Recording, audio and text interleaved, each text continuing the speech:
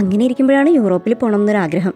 എന്നാൽ പിന്നെ പോകാണ്ട് പറ്റില്ലല്ലോ. അതെ, ഇന്ത്യയിലെ യൂറോപ്യൻ സ്ട്രീറ്റിനെ പറ്റിയാണ് ഞാൻ പറഞ്ഞു വരുന്നത്.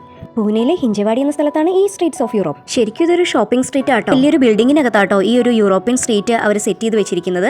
അവിടുത്തെ പോലത്തെ കൺസ്ട്രക്ഷനും ബിൽഡിങ്സും അതേപോലെ അതേ കോബിൾ സ്റ്റോൺ വെച്ചിട്ടുള്ള പേയ്മെന്റ്സ്, പിന്നെ street lamps, hot air balloons, പിന്നെ നമുക്ക് യൂറോപ്യൻ ഓർക്കുമ്പോഴത്തേക്കും മനസ്സിലേക്ക് വരുന്ന അവിടുത്തെ പ്ലാന്റ്സ്, ബൊഗൈൻ വില്ലാസ് ഒക്കെ അല്ലേ.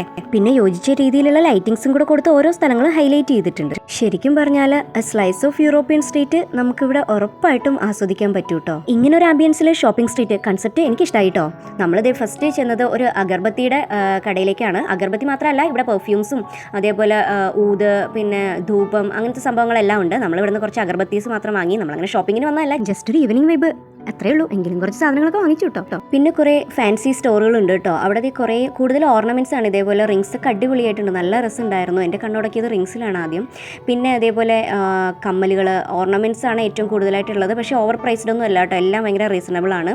നമ്മളിതേ കുറച്ച് കമ്മലുകൾ വാങ്ങിച്ചു. കമ്മലുകൾ പിന്നെ എവിടെ കണ്ടാലും വിടില്ലല്ലോ, കൂടെ ആർഷ ചേച്ചിയുണ്ട്.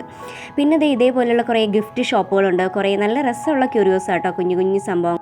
പിന്നെ ഹാൻഡ് മെയ്ഡ് ഐറ്റംസും, പിന്നെ റെസിൻ വെച്ചിട്ടുള്ള ഫ്രെയിംസ്, അതേപോലെ ഫ്രിഡ്ജിൽ വയ്ക്കുന്ന മാഗ്നറ്റ്സ്, അങ്ങനെ കുറേ രസമുള്ള ചെറിയ ചെറിയ സാധനങ്ങളൊക്കെ ഉണ്ട് കേട്ടോ. നമ്മളിങ്ങനെ എല്ലാ കടകളും കയറി നോക്കി. നമ്മൾ പിന്നെ ഷോപ്പിങ്ങിനല്ല വന്നതെങ്കിലും ഈ കടകൾ കാണുമ്പോൾ കയറുക എന്ന് പറയുന്നത് ഒരു പ്രത്യേക രസമുള്ള കാര്യമാണല്ലോ. പിന്നെ മക്കൾ കുറച്ച് നേരം ഇവിടെയൊക്കെ നിന്ന് കളിച്ചു.